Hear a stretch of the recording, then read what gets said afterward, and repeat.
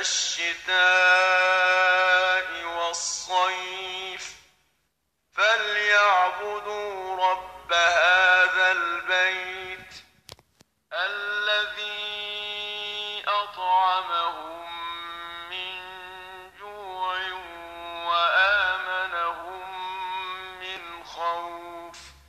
بسم الله الرحمن الرحيم.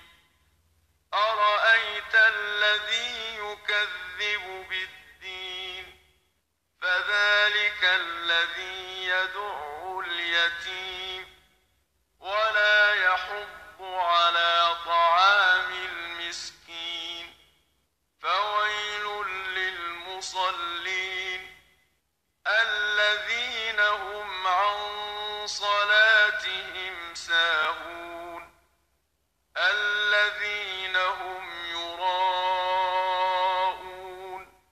ويمنعون الماعون.